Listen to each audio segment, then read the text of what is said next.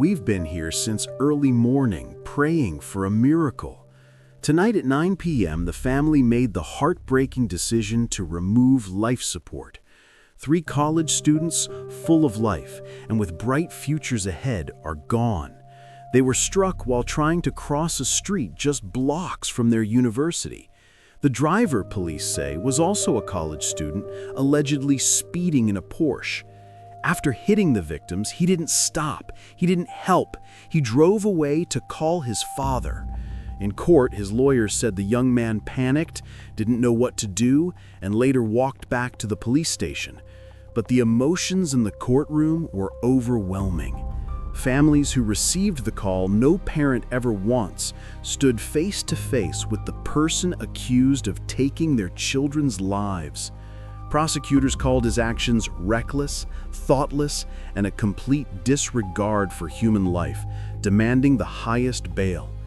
This tragedy unfolded near the University of Arizona campus on a Thursday night. A moment of carelessness turned into a nightmare, leaving 3 young lives lost and families shattered forever. Now I want you to meet 21-year-old Katya Castillo Mendoza. She was an aspiring lawyer with big dreams ahead of her. And this is 21-year-old Sophia Trotel. She worked at the student radio station and also volunteered at the county sheriff's office. With her was her boyfriend, 22-year-old Josiah Santos. He loved performing and often appeared in student theater productions. The 3 friends were simply crossing the street in a crosswalk near the university when everything changed in seconds. The speed limit in that area was just 30 miles per hour, and it wasn't a highway or a busy roadway. It was a student area lined with apartments, restaurants, and campus buildings. Yet authorities say the suspect sped through that crosswalk in a Porsche far faster than the limit. All 3 students were struck in a horrific impact, leaving a scene of devastation. In court, a family attorney said there may also be evidence of illegal substances in the driver's system at the time of the crash. Prosecutors argued this makes him both a flight risk and a danger to the community, demanding either extremely high bail or no bail at all. Investigators are still uncovering details, but there are concerns that drugs or alcohol may have played a role. Meanwhile, the suspect's own lawyer mentioned his family's significant resources, raising even more questions. 3 promising futures gone. 3 families broken. All because of one reckless moment. Sophia and Josiah died at the scene. Josiah's parents later shared that he sang, he danced, he acted, and every time he stepped on stage, they proudly whispered that was their baby. They wrote that Sophia was another bright, beautiful soul who loved him fiercely, and together they were unstoppable. Sophia had just turned 21, only weeks before the crash.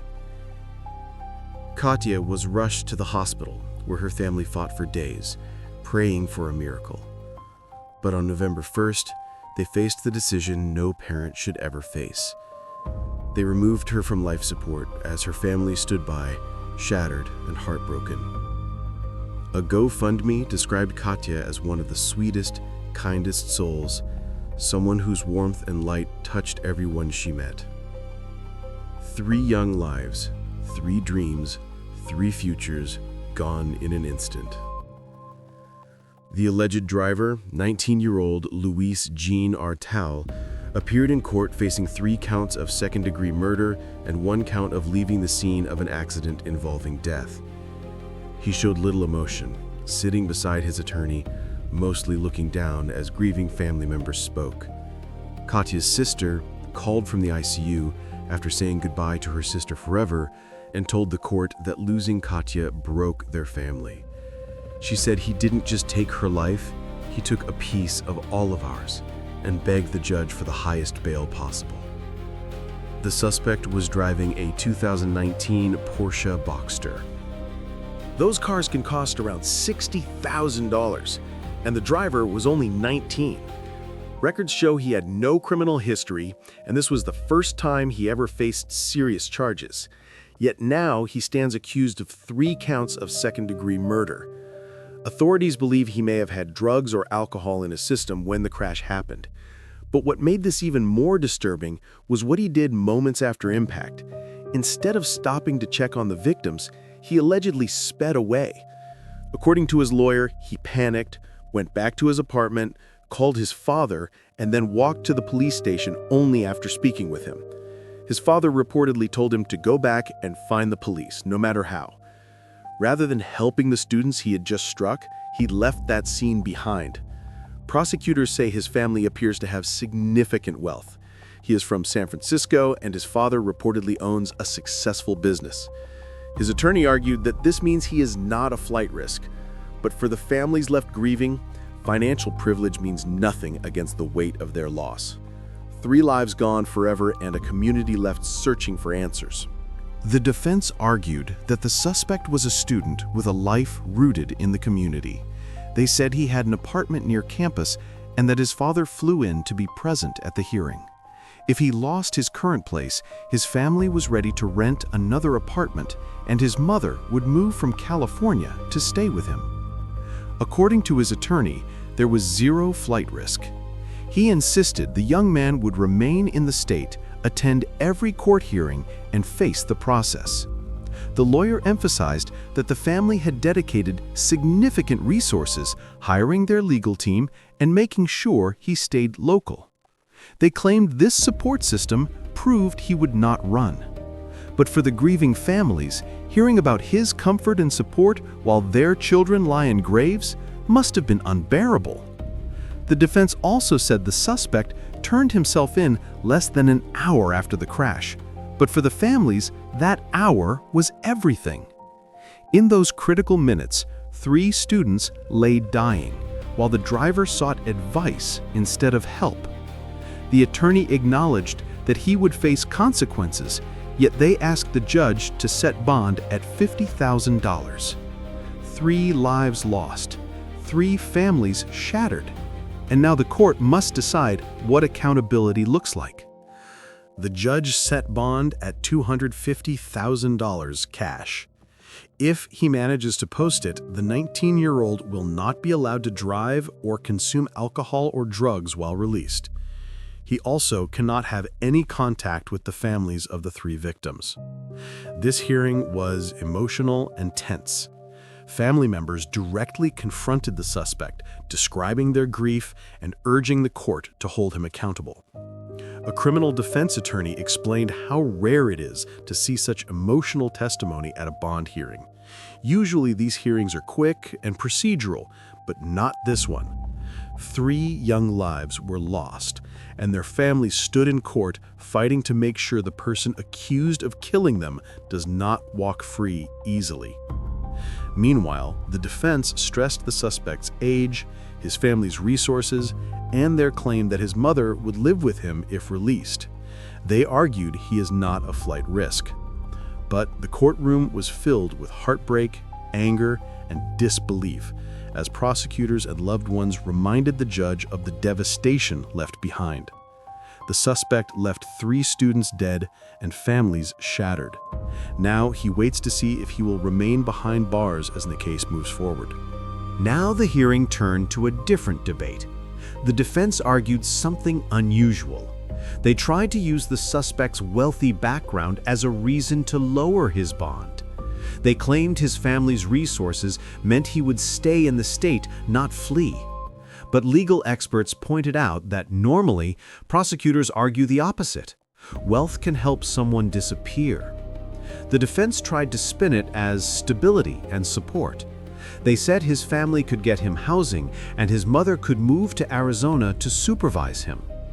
His attorney insisted those resources ensured he would show up to court. But the courtroom and the nation were watching. 3 young students were gone. Public trust was on the line. Legal analysts noted that judges do consider public reaction, especially in high-profile cases with national attention. The judge knew what was at stake. The suspect came from privilege, but privilege could not outweigh the gravity of 3 lives lost. The courtroom felt the weight of justice expectations as the discussion continued. The judge had to weigh the law and the pressure of the public eye. In a case like this, every decision is magnified. 3 young students are gone, and emotions are raw. The judge must consider safety and flight risk, but also knows the country is watching. A wrong decision could shake trust.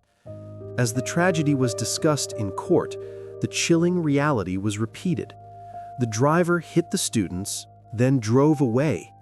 He went home, called his father, and only then walked into a police station.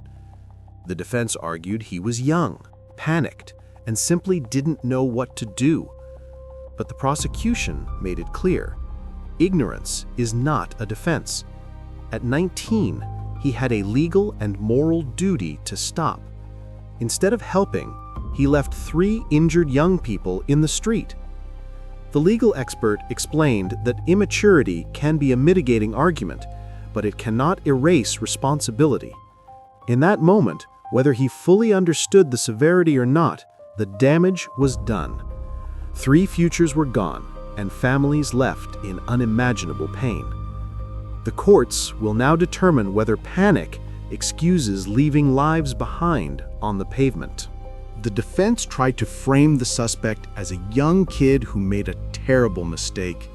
They argued it was a tragic accident, not an intentional act. In a bond hearing, they didn't deny he was behind the wheel or that he called his father after leaving the scene. They focused on emotion and tried to secure the lowest bond possible. But in doing so, they also locked themselves into a narrative. By admitting he was the driver, they lost the ability to ever argue someone else was involved. A legal expert explained that defense attorneys must choose their words carefully. In cases like this, once you tell the court he was behind the wheel, you cannot later claim otherwise. The attorney likely realized any alternate suspect strategy had no chance. Instead, they came to court in a humble tone, hoping honesty and remorse would help.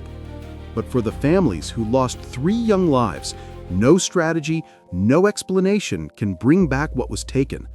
The focus now turns to the courtroom, where this 19-year-old will face the full weight of the justice system for a moment that changed so many lives forever. The suspect left the scene and only returned nearly an hour later. That 1 hour matters a lot.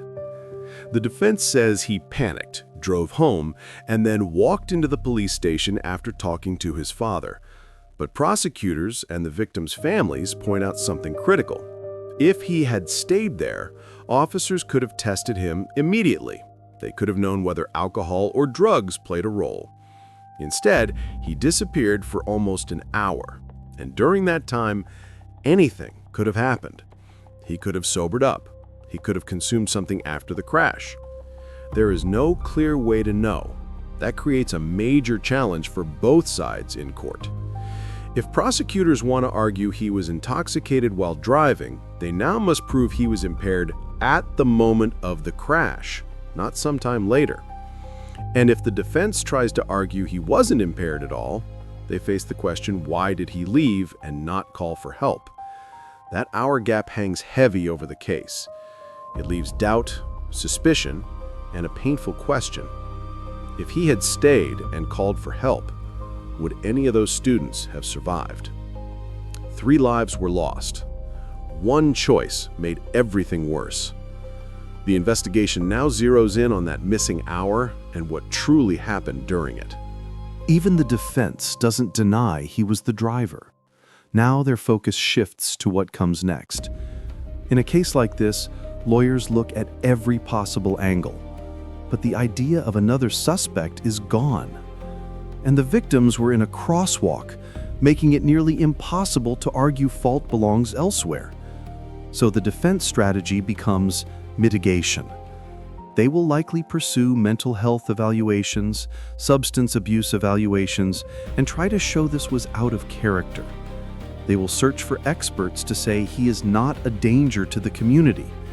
They will try to paint him as a young man who made one catastrophic mistake. But the image of a 19-year-old in a Porsche calling his father instead of calling for help will weigh heavy in court. Most kids his age don't drive cars worth $60,000.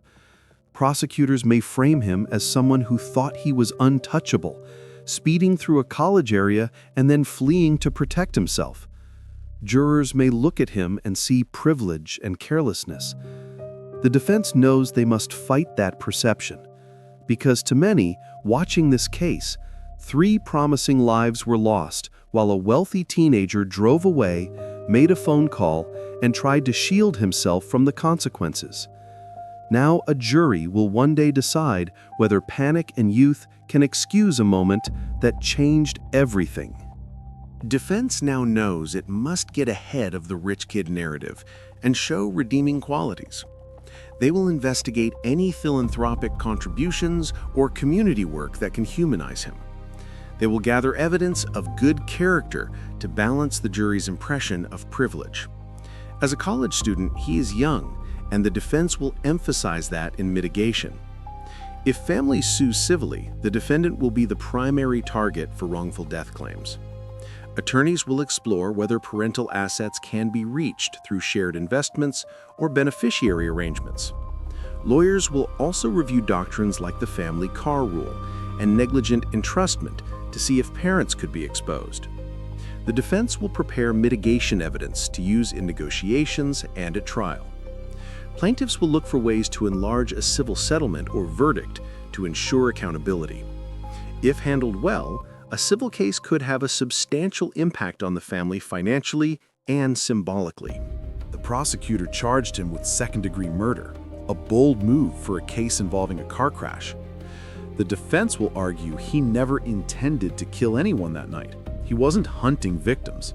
He made reckless choices that turned deadly. In some states, this could be charged as manslaughter. But in Arizona, prosecutors are pushing the theory of extreme indifference to human life. This charge is usually seen in cases like firing into a crowd without targeting anyone specific, but still causing death. Here, prosecutors will argue he sped through a pedestrian area, possibly under the influence, knowing the risk to human life, and ignored it. They will say he acted so recklessly, it is equal to extreme indifference.